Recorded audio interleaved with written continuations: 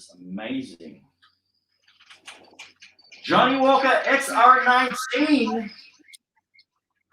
I haven't had a paper cut. Actually, if you see my Facebook post, I posted about it. Having a drop. Let's get it on. Get on it, guys.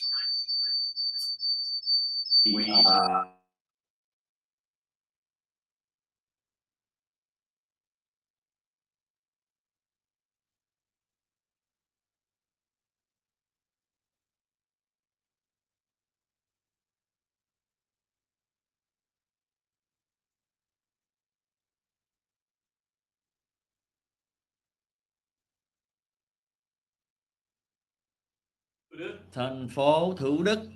Today is Wednesday, hump day, ladies and gentlemen. We're over the hill. That's why we're having a drop. Guys, quick cheers. Show them the bottle. Wait. I got it. Show them the bottle. Is this fancy bullshit? There it is. Shameless plug. Shameless plug. There. Doing it again. I don't know why. Something's not muted. You guys are muted on this end. That needs to be muted. Come on, Matty. What are you doing, mate? There you go. Cool. Jesus Christ, Matty. Mate. What is this? This is our, I counted, we're on our 59th stream. 59 streams. All right, that's including the pre-late show. That's crazy. Wow. We're going to do something when we hit like I guess a significant. Let's do something on the 69th. Oh, what are we doing on the 69th? Don't know. We'll do 69 with each other. Okay, down. Ladies and gentlemen, welcome to the Q Stream Vibes here with Q Squad. Today we have a special guest coming on a little bit later who will be talking about Bitcoin, and it's a starting point for a lot of you guys who are curious and I guess want to get into it. And where do you start? And you're not really sure because look, it's still early days. A lot of people will say it's still early days. The ones that are really deep into it will say otherwise, I think. But I think it's still early days. I still reckon it's still early days. I've been into it since 2017 with only a little bit of investment. 4 years is a long time, so you can't say that's early. Especially in the crypto world. No. But what I'm saying is, it is still early for crypto now. Like it's still, we're still not talking about like mainstream adoption, and I think that's still yet to come, and it's certainly going to happen. Yeah, I'm convinced of it anyway. Well, take that to the bank. We'll bring her on in a second, and she'll have all these questions for our expert. Patty over here will be answering all your crypto needs and more. So let's cut to a quick break, and when we come back, I want to ask you guys about, can you, have a think about it in that way, can you get a six-pack in 2 weeks? And they sound just like this.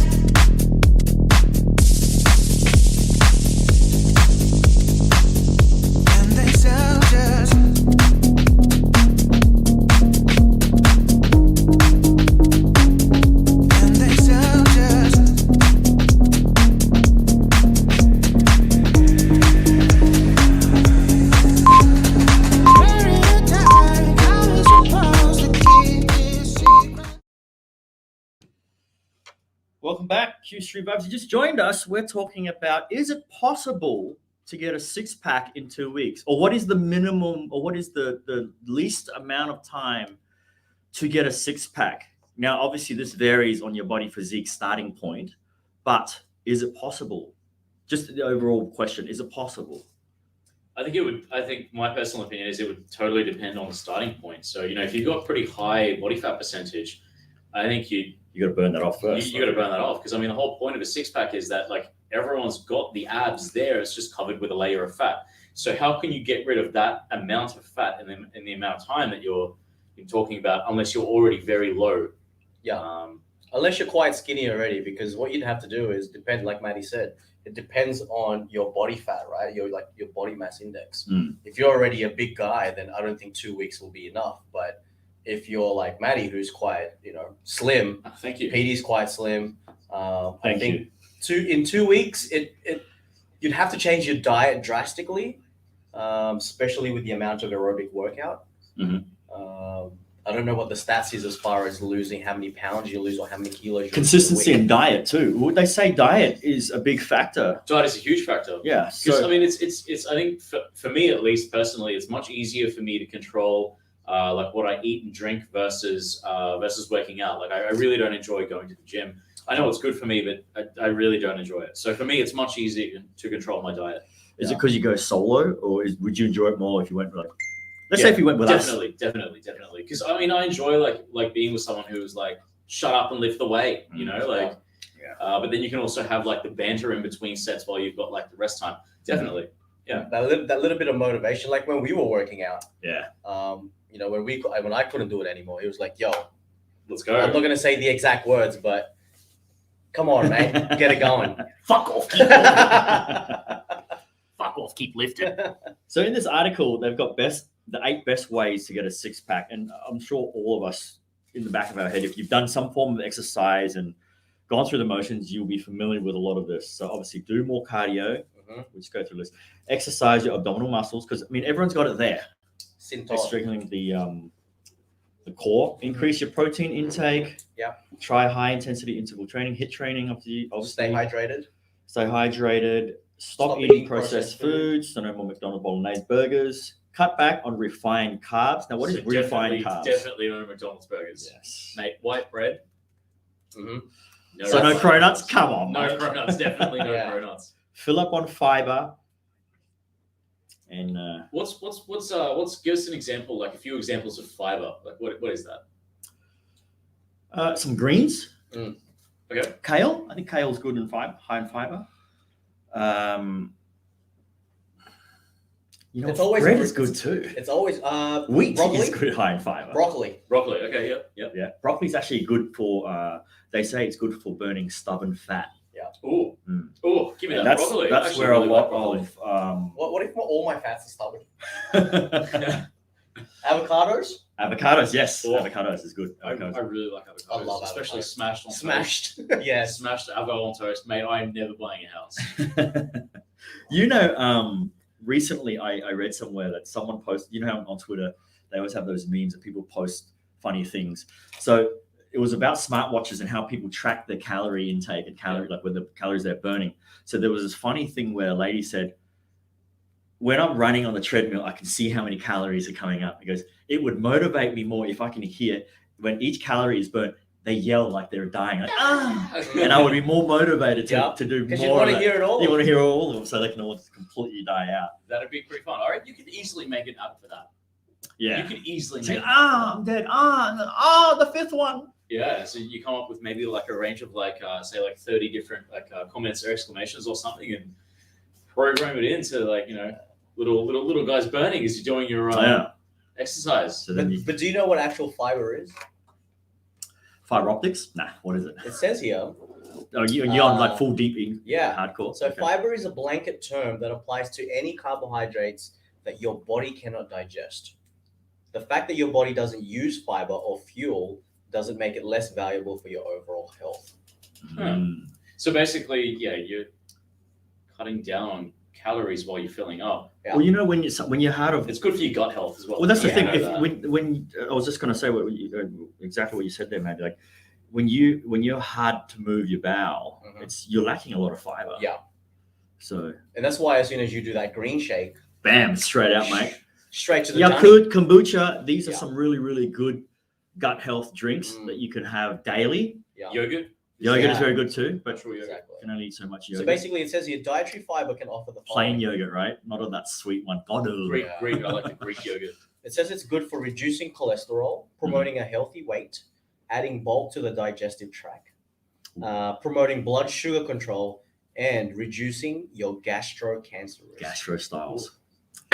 Interesting. So on that note, I don't know if you guys have seen, but like in recent years, there's been a huge recognition that that your microbiome, which is basically like your gut bacteria, has basically like a massive range of different impacts on the human body, as far-reaching as mood and hormones, and it somehow seems to be tied into like basically all of your health, both mental and physical health, and And science and humanity has yet to figure out how like the vast majority of it works. Like we actually don't know yet. Yeah. So it's like a growing area of research and exploration. So yeah, really, really interesting. Well, hopefully in the next several years, we can get on top of that. And it might just be as simple as imagine if the next revolutionary workout would they just figured it out that it was just something you had to trigger in your body to just bam. Yeah. Burn. So I don't know if you guys have read much stuff from Tim Ferriss, but one of his books is called The 4-Hour Body. So he's very famous for The 4-Hour Body. Yeah, so he's very famous for a book called The 4-Hour Work Week, and his follow-up to that, his second book was The 4-Hour Body. And specifically, he tries to he's done like a bunch of experimentation and like measurement and things like that to try to find like triggers that start like a cascade of effects in terms of burning fat and building muscle all at the same time. And so he recommends various things like garlic and green tea extract and a few other things like that, as well as like working out at specific times and various things like that. Awesome. We're all dropped up. Interesting.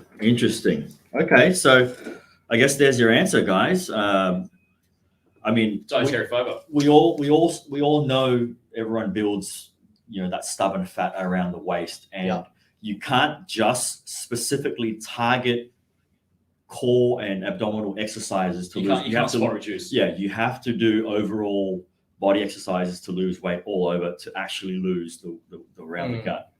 And to be honest with you, like I think people should aim more of a flat stomach. Aim for the flat stomach rather than the six pack. Once you can get the flat stomach, then you can move on to the next challenge is to get the six pack. If you go too high, it's going to be too. You know what they say? The six pack is there already. It's already there. It's already there. It's a matter of just could be an 8-pack too. Taking off the layers over it and then actually, making the six pack come out. So well, there you have it.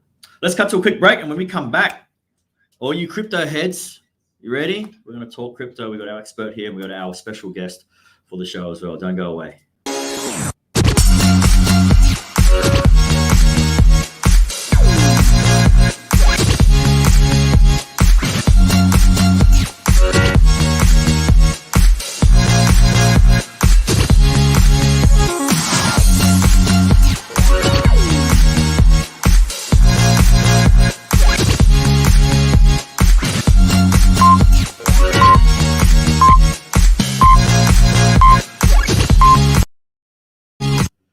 Yo, welcome back to Q-Stream Vibes here on a Wednesday hump day over the midweek. We are here celebrating with the team, drinking a little bit of Johnny Walker XR19. Now we're going to talk crypto. It's the biggest thing at the moment. People that I know that was never in it a year ago are already on their phones. They're posting, their candlesticks online. I'm like, look. Candlesticks online. Every person with their cats and dogs are everyone's all doing being an expert. Give us those candlesticks, mate. But we're here to talk about some basic things. So, how to make money off Bitcoin and crypto. And none other person to speak to is obviously our guy here, Pat. And let's introduce our guest. Put your hands together for Minte. Hi, everyone.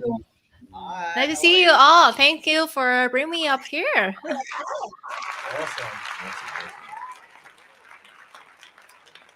No, we have a crowd in the audience who's applauding. Oh, So, I like the welcoming. Whoa. nice to meet you. Welcome. So you're in Vietnam too, yes? I'm in Singapore right now, so I've been stuck here since January. Yeah. You've been stuck there. What do you mean by stuck? Yeah, so I traveled here early this year for vacations, purposely on when they have a safe lane. And then Vietnam had the outbreak, and then no flights coming back. So yeah, I've been here since January. Nice. Well, it's good to know that you haven't picked up the Singlish accent. So. I did pick up. I try to tame it down. I used to live in Singapore for 4 years, so it's good that you don't have it. Oh, how you like it? How do you like Singapore so far? When you were staying there. Yeah, it was perfect. It's great country, very expensive, but fantastic place to live. But yeah, it's been a while. I left Singapore in 2013, I think, or 2014. Oh wow. Paddy's the type Yeah. of guy that when he has friends coming to Singapore, he's like, "Yo, bring me some chewing gum. You can't get any here." I feel like that's the most smuggled products in Singapore for sure. Everybody just like asking for, hey, bring me some chewing gums back from the state or something like that. Exactly. Yeah, I've been here in Singapore. So while we're still in lockdown or semi-lockdown, it's funny that Singapore, they opened a safe travel lane for other countries. So now you can travel from Singapore to US, Europe, etc. with no quarantine. But within the city itself, you still have to max capacity of 2 people. Mm. So I I can think that's understand quite that. funny. Yeah. It's having foreign people come in, so you want to look after your own first, just in case. Mm. Cool. Yeah, I mean they are very generous to have me to get me on vaccinations as well, since I'm on the visitor pass. So I'm on like a short-term visit pass. So like I was not eligible for getting the vaccine for like a longest time, but then eventually they opened up for us as well. So yeah, I'm very grateful for Singapore government and their generosity. So to me, it looks like you've got a comfortable chair because you sit there and you trade. Are you trading Bitcoins? Are you looking at it nonstop? Well, I did trade earlier, like 30 minutes ago. So, so yes, it does help comfortable when I have, like, so I work and then I do some trading. So I have 2 screens. I look at my chart over here and I do my work this over here. Awesome. Oh, well, let's get back right into it for our viewers. So, I guess we'll just sort of go through the topics and then you guys can sort of share your intake on it. And I think the main thing is, the 3 ways you can make money with crypto is trading, playing, and staking. Maybe you can share with us a little bit on your knowledge on that. Yeah, so I'll start a bit on my story. So I know crypto since 2017, but I didn't start to get involved in it until 2019. And fun fact, I started on crypto gaming before I started doing like all the other stuff, Ethereum and Bitcoin. I started with Axie Infinity, playing in the game, etc. So and then now in 2021, I'm now joining a company in blockchain where we're basically working to help company governments understand what the heck is blockchain, how do you implement that into like in general daily life or operational wise. So like for cryptos, I think there's 3 ways to earn, right? There's trading, there's playing, there's staking. Before getting onto any of that, I think there's 3 main questions that you can ask yourself, right? If you want to invest in crypto, number 1 is how much time do you have to research, to understand what's going on? How much time are you willing to spend on cryptos? And number 2 is how much risk adverse are you? Right. So for trading, basically you are a speculator.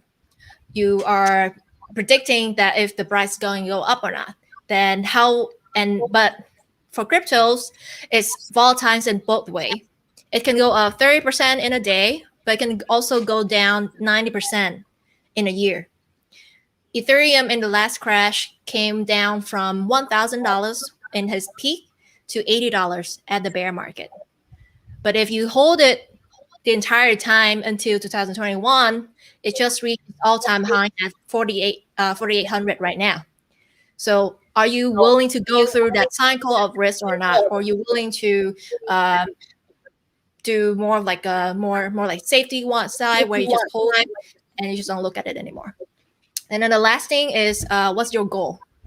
Are you looking into crypto as one of the new revenue generating income for you? Or are you looking to find life-changing money? Both answers. Sorry, can I just answer? Yeah. I'm going to speak a little bit for the guys here. When Lambo. Yes, when Lambo. Yeah, exactly. But I think it's I'm looking for wife-changing money. Oh, Life-changing money. Hey, a lot of people go in there for that reason, right? But I think that's okay for you to have that perspective. It's just gonna affect how much time commitment are you gonna be in crypto. If you want to just make another stream income, just want to have more extra money, then maybe just trading or just buying in and just hold is fine. just like stock trading. But if you really want to make life-changing money, you need to put time and effort at it. You either could have to be participating in those projects yourself, or you have to get involved and be into the blockchain industry and start building products in it. You can't just wish to buy something, get in an early something, and then wish it's gonna blow up. You have to know what you're doing, basically. I mean, when is the right amount for life-changing money? Because I feel that if you got success in, I guess, the right investments and you held out for a certain time and then it gets up there and you might cash out a little bit, you're still going to be in it again and to continue the cycle again. But when is it going to be the official life-changing where, okay, I'm done, I've got enough to invest in other things and have that generate or something? It's just going to be forever, isn't it? I think it's good to have principle in terms of your investment, meaning that you set your target in profit. Let's say 30% target profits is a good profit margin for you. Then you have to take it, even when you don't feel like you feel like it's gonna go up still. Of course, you don't need to take 100% out, but you can take partially of it out and then keep a little bit more in there so it keep continuing to grow. Some people practice way where they invest their capital in, and once they make a decent profit, they withdraw the capital out. So the entire growth is gonna be just profit. So there's basically nothing to lose in there, basically. So I think having a principle on whatever your investment style is and what's your risk averse, and stick to that.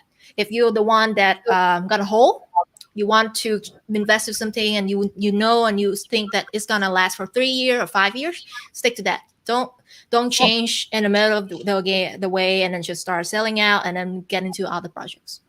Those panics, right? Do you think there's an addiction to it? Yeah, for sure.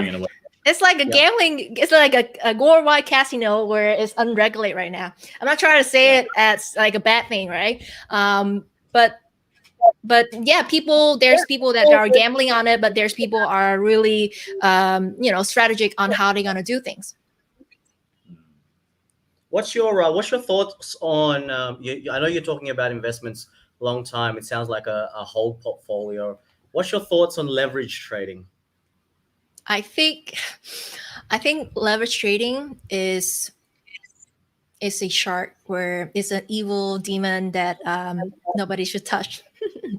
Whoever create that is very, very evil. Because so I'm just saying that in the stock market, right? You have a lot of people who are retail investor and institutional investor, but mostly are institutional. So people know what they're doing and they're, afford to lose more. But in crypto, so many people or so many investors are inexperienced people. This is their first assets. This is the first thing that they ever touch in trying to generate income outside their job, and margins giving that gambling feeling of like, shit, I'm gonna predict that it's gonna go up, and if I'm winning it, it gives you that adrenaline like gambling, and people willing to make bigger bets, just like a gambler, you make bigger bets, and then eventually you lost the game. So I think for the three investment way, right? Trading, playing, staking, each of them has the different kind of risk portfolio, but I would definitely recommend to stay away from margin or futures in general, even if you're in trading. Yeah, I think people have the general fascination with FOMO when they see friends, families, like that's getting all these mad gains, or even what they see on YouTube, or those videos, TikTok videos, right? Yeah, the hype videos of someone saying, "Look, turn $100 into $10,000 in 1 week." So people tend to throw their money in there. But I totally agree with you with leverage trading. I was a trader back in the day in Hong Kong, and I did sales and trading for foreign exchange for one of the major banks. And even I don't recommend leverage trading to anyone, because even the professional trader still gets wrecked. Because with how volatile this market is, like you said, it can go up and down any minute. So it is just a pure gamble. I would stick to something more stable, and just put your money in the spot market, like you said. And now with the staking, we'd love to get some of your knowledge on the staking aspects of the blockchain. Yeah, for sure. I think that's the beauty of crypto, where unlike stock exchange, where you only just buying share and just are a speculator of the price.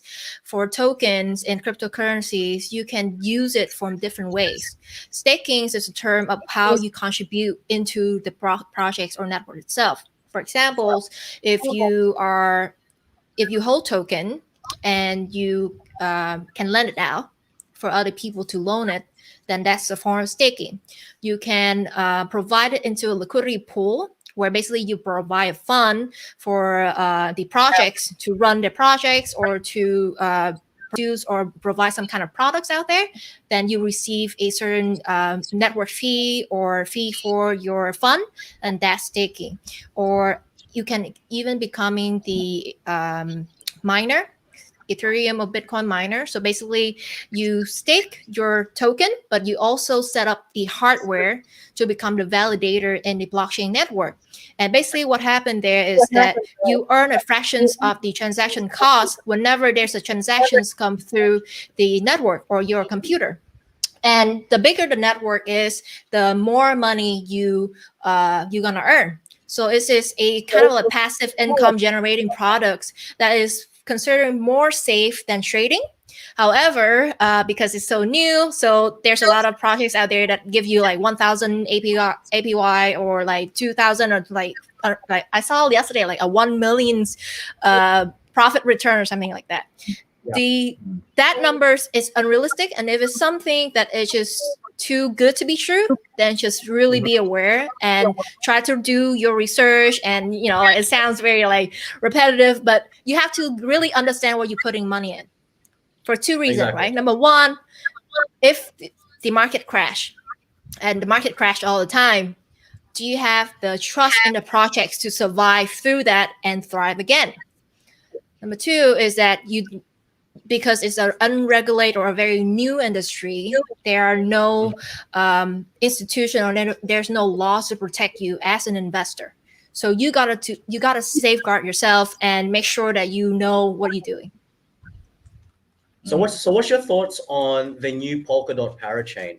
You briefly talked about staking and providing liquidity to certain projects.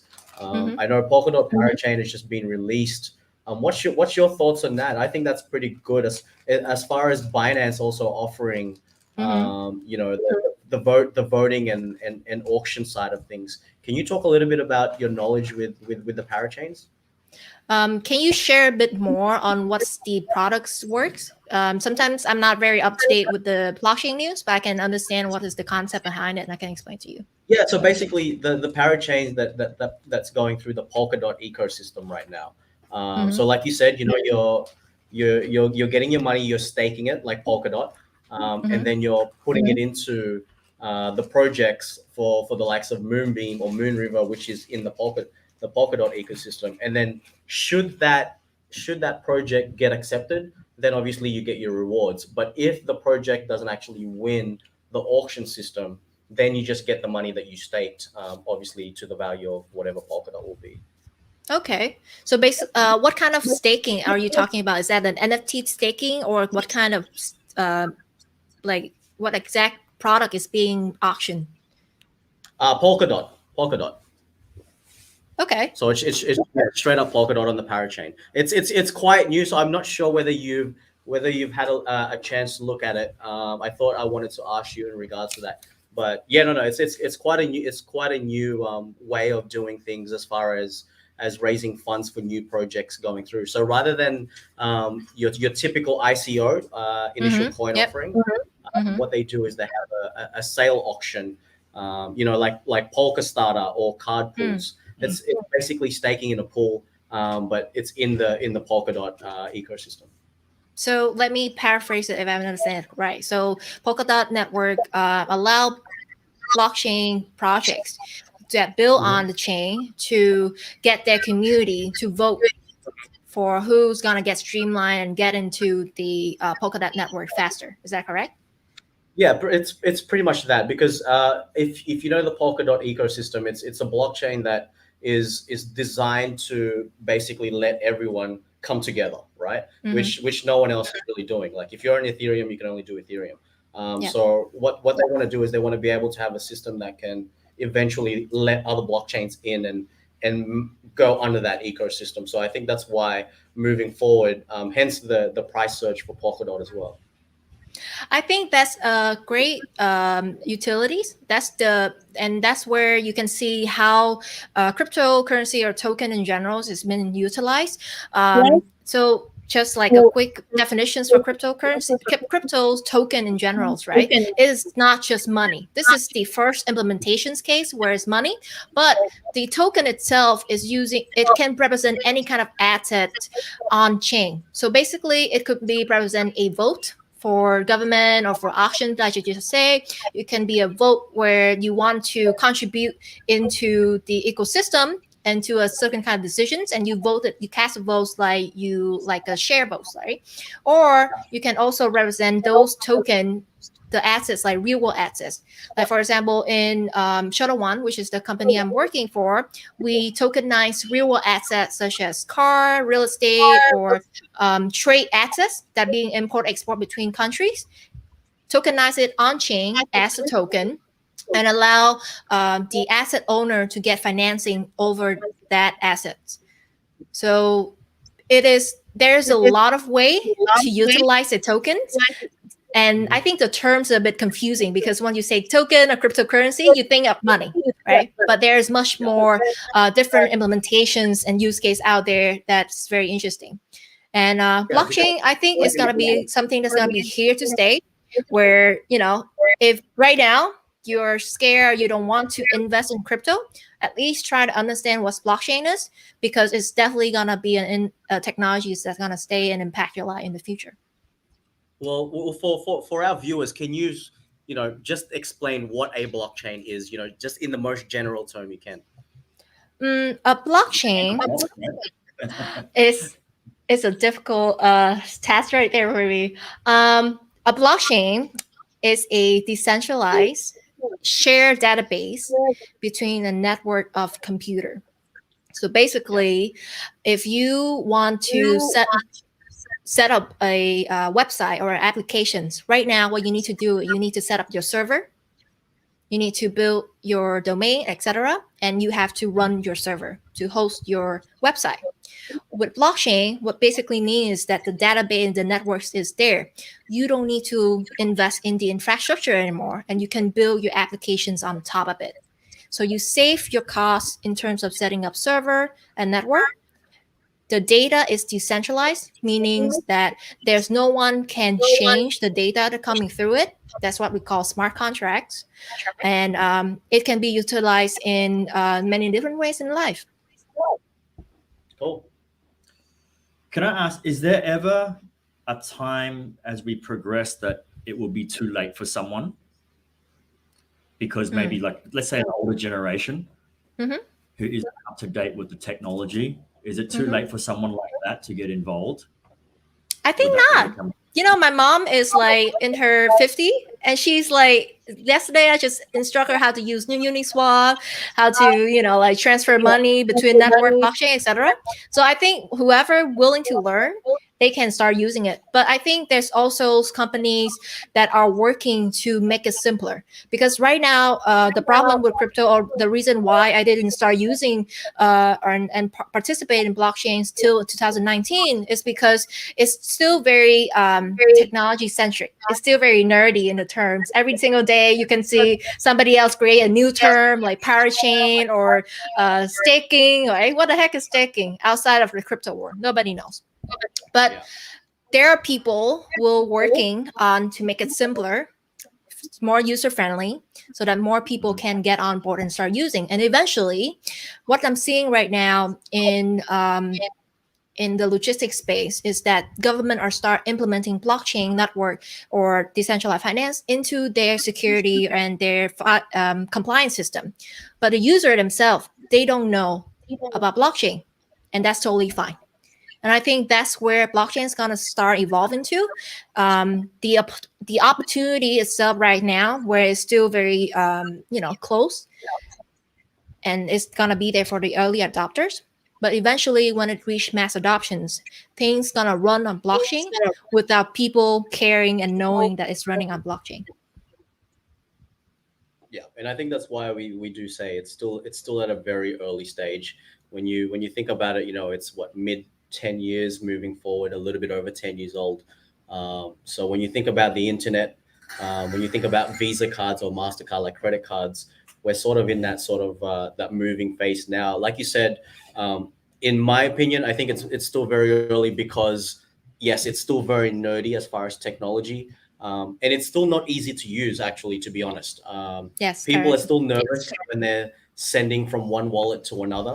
course. They're always sending just that little bit before they send the maximum amount, because one Yeah. little slip up, your money's gone, and you can't get it back.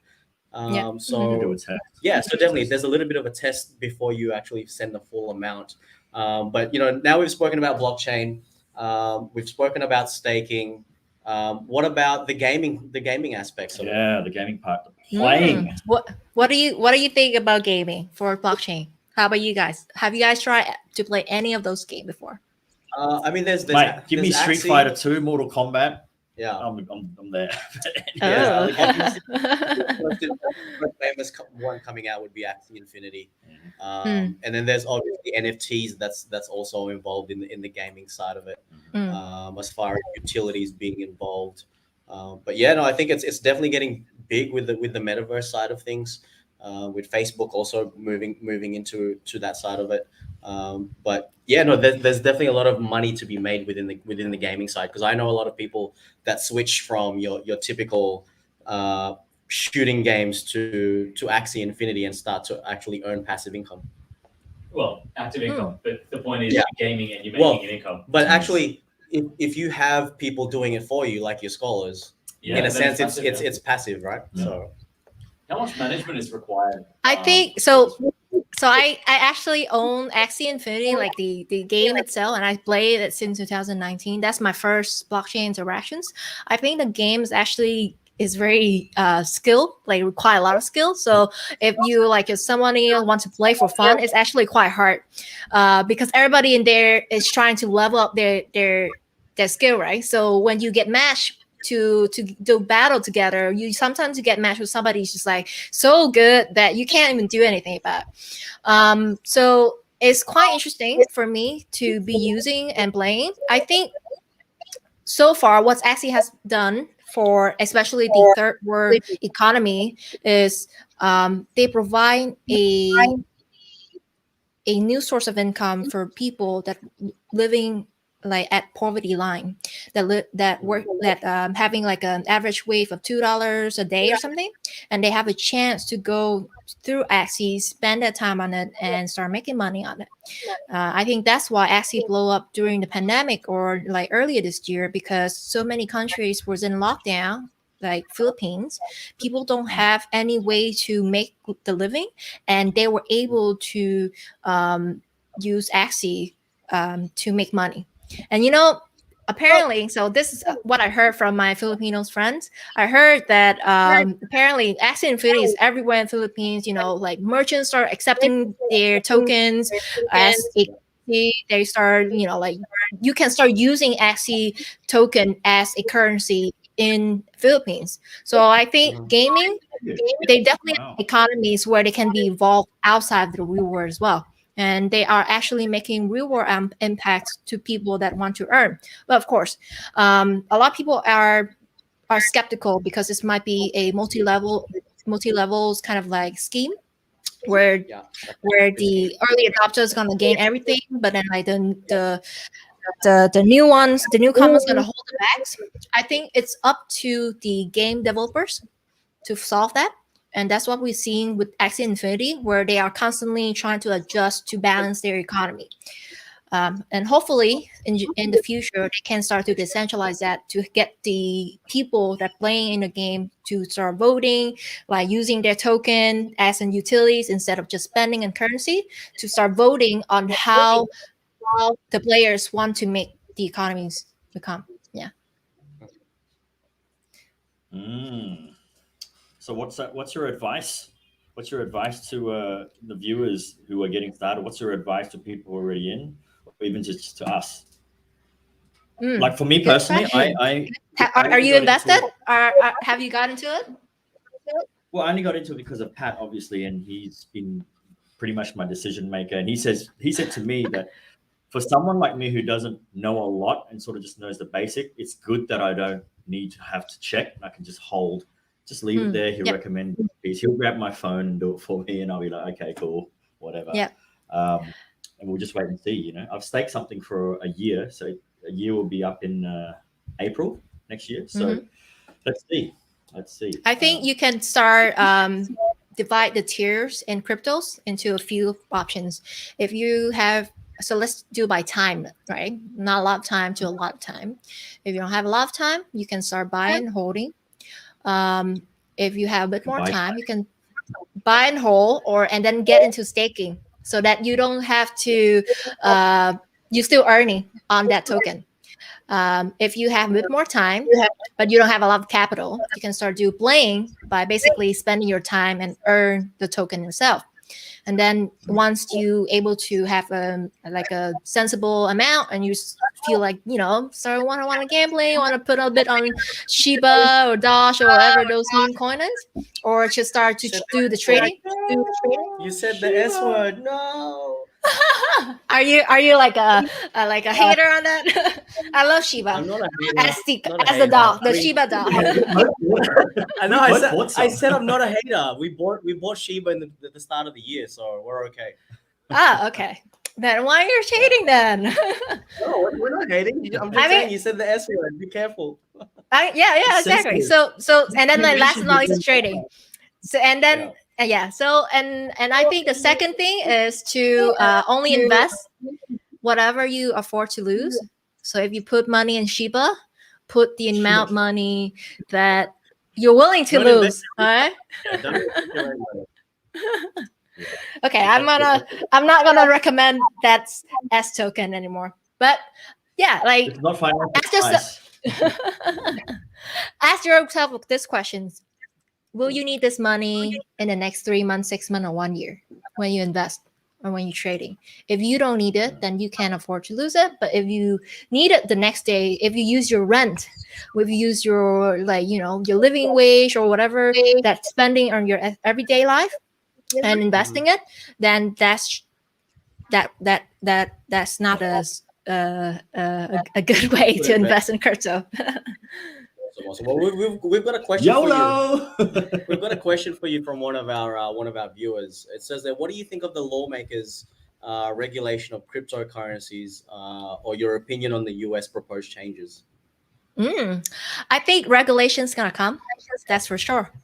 So I think it's very important and that's a good thing, because regulation doesn't come in just for just to try to tax you or try to just stop you from innovations.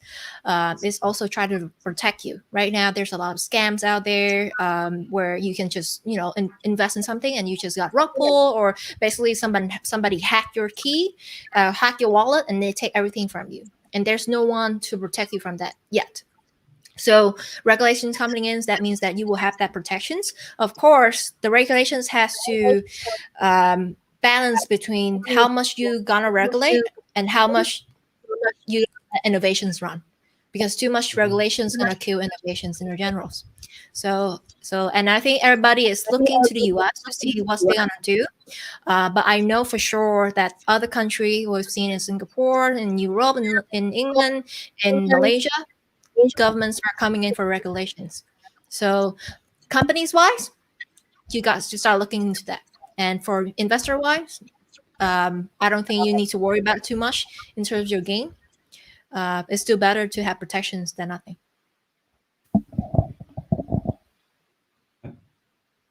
Good advice. Maddie, anything else to add? Any questions, ma'an? I'm just hodling. Wow, a lot of questions. hodling. I thought I was supposed to be on here for like 15 minutes. It's been like like an hour or something. That's all right. Have you got any last questions for Mintime? Um, I mean, we can always have her on the show as in future if there's something. I won't say the S word. If something like that comes up, we can bring you back on and get some of your thoughts on it. Yes. So what? What the So usually I would have my my friends or my family would ask me, "Hey, is this project good?" And I would just go vet them, and I would go back and be like, "Yeah, it's okay. You can invest in it." You know I who can to do ask that. For sure. So will we see you back in Vietnam anytime soon? Yeah, or- for sure. Hopefully by the end of this year. I heard that Vietnam is planning to open up for a commercial flight, and I'm gonna be the first flight coming back for sure. Awesome. And how are you going to pay for that? Crypto. With crypto, for sure. Do you know? Flight? Yeah, traveler. Ah, okay. Oh, really? Okay. Now I know that. Well, I've been Traveler. paying my team. So I have a podcast called Vietnam Rising. So I actually paying my team in cryptos. Ooh. Whoa. That's how you drive adoptions, man. You gotta make everybody set up your wallet. That's how. You're paying them in S coins. Yeah. Awesome. Okay, we'll definitely look when you come back to Vietnam. We'll definitely have you in the studio with us here, and then we can do another session on, I guess, the updates on that time with Bitcoin as well. So awesome to have you on, Mintam. Would you prefer Mintam or Mintam or Mintam? Mintam. Mintam. Mhm. There you go. He's saying it the Let's say Aussie it the Vietnamese way, Mintam. You got to say the Aussie way. Mintam. Mintam. My clients would pronounce it Mintam. MT. I like we call it you all. MT. Yeah, we'll call you MT. Yes, MT. A lot of my friends call me that too. Well, pleasure to have you on the show, and Yeah, I'm pleasure to Thank be you. up here. Thank you for having me.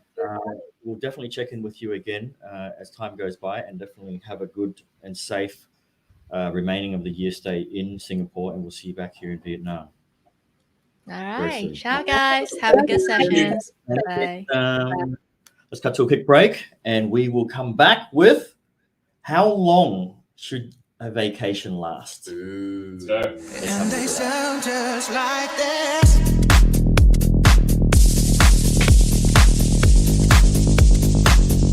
And they sound just.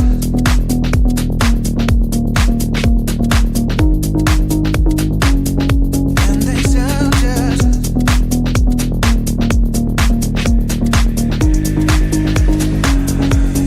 Very tight, how you supposed to keep this secret? Yo, Wednesday Hump Day, ladies and gentlemen. Welcome back to QStream Vibes. We are now asking the big question. We work all year, or all our calendar year, whatever, part-time, full-time, whatever it is. When it's time to take a vacation, what is the right amount? What is the duration that we should? How long should it be? When you're taking a vacation or when you're just in general? No, taking a vacation, like you have like no work. Like, No work, you no get, nothing. You get some time off. What is it? What is the amount of time before it's too much for you to be like, it could be fucked on back to work? I have a strong opinion on this actually. Because there's a And- science to this, but let's hear Maddie's first. and this may be controversial, and I'm sure it doesn't suit everyone. Everything But, you say is controversial. yeah, all right, sometimes. So I've actually kind of been on holiday for a few years Same. because when I moved to Vietnam, it was never sort of to come and make money in this country. It was always as a lifestyle thing, Mhm. and yeah. So when I Just live it off your multiple streams of passive income. yeah, I wish they were passive, but they're not. Living on unfortunately. Dogecoin. Living on Dogecoin. I could live off Dogecoin for a little while, only in Vietnam for a little while. But no, so like my life in the last few years has been very much like trying to enjoy my life and do sort of minimal work and not focus on making more money. Mhm. So I've blurred the lines between normal life and vacation. So and I like it that way. I'm with you because I've been on vacation since 2013.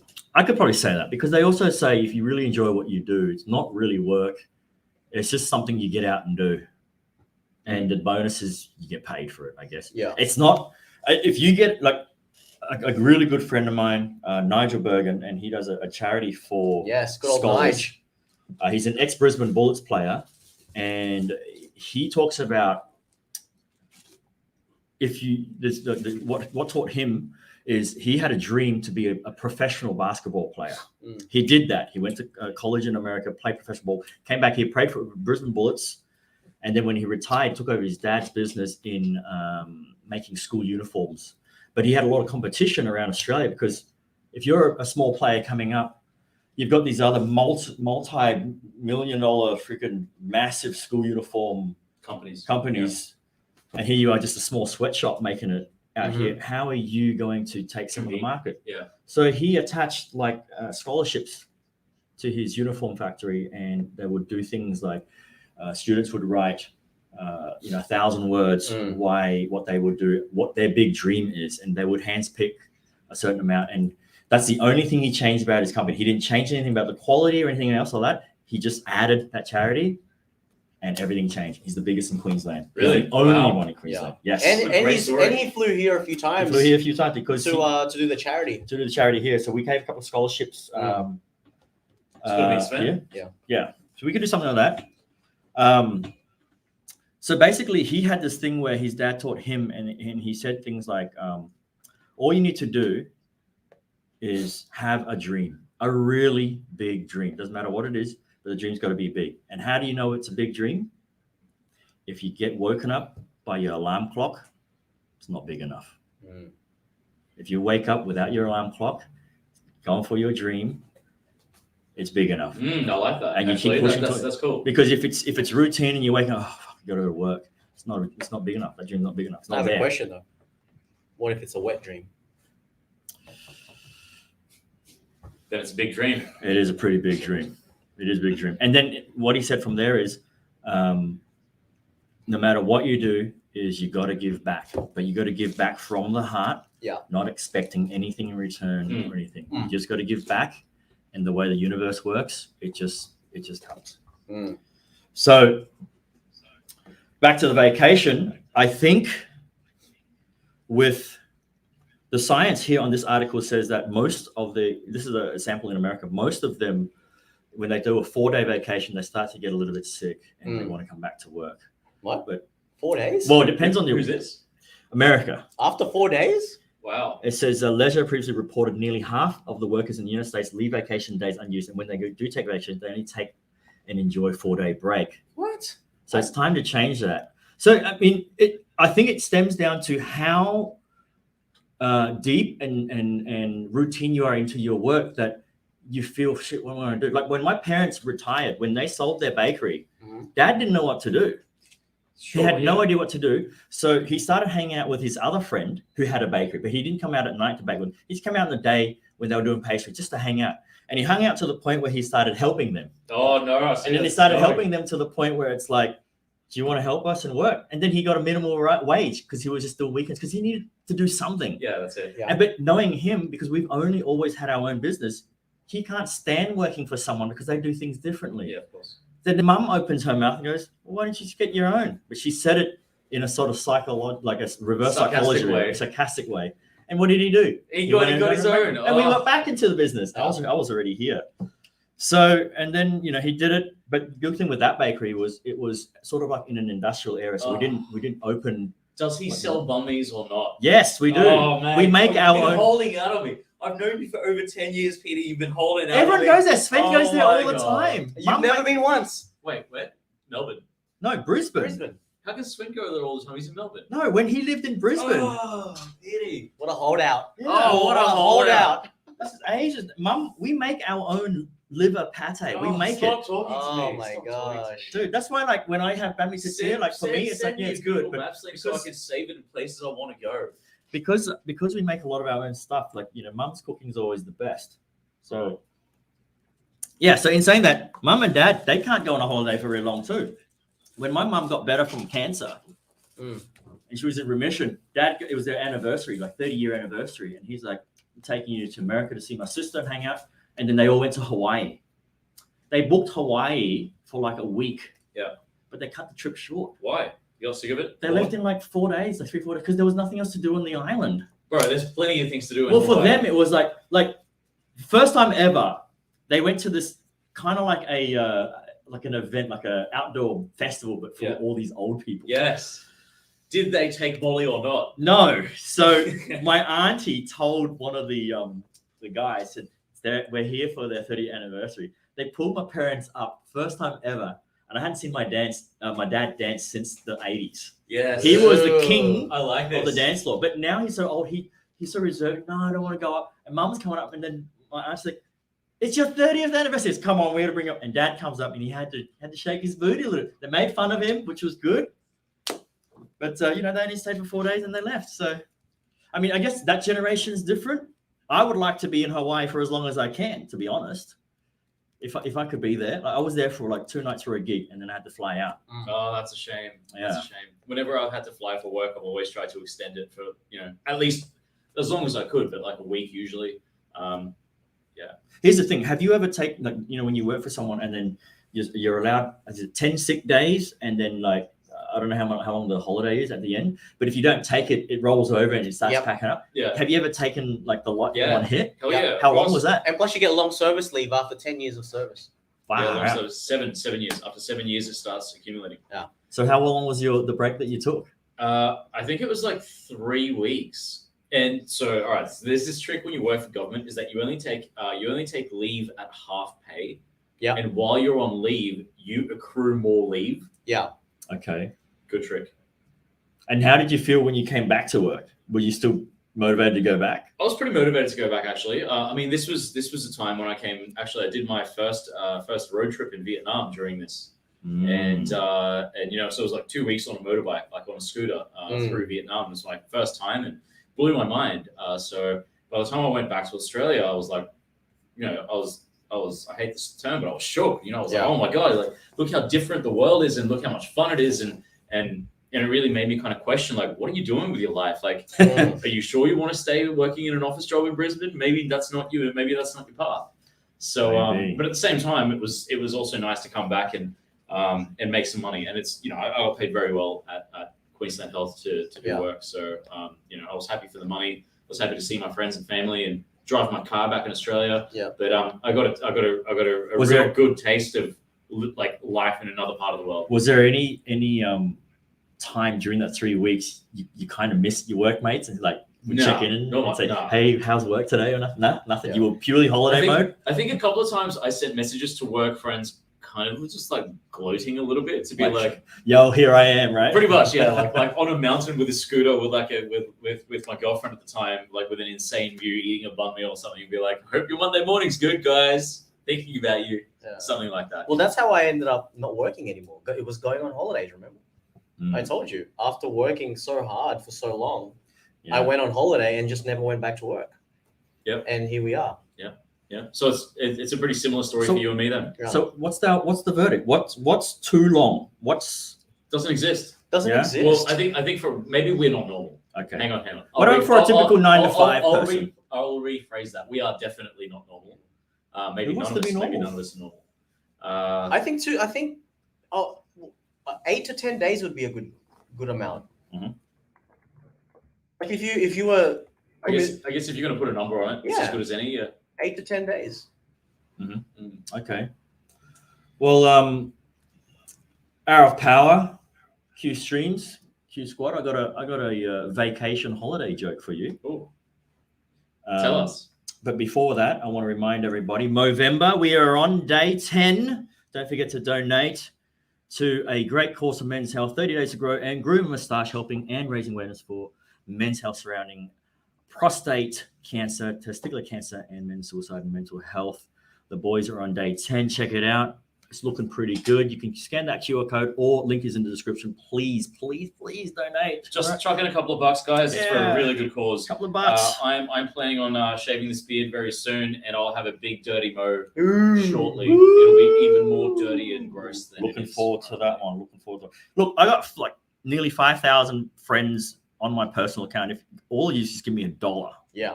Just $1. Yeah, just $1. Just $1 would be great. But yo, vacation joke, I got one for you. You ready? Yeah. Where do sharks go on summer vacation? Where do sharks go on summer vacation? Where do sharks go on summer vacation? Where? Finland. I heard you said you feel low.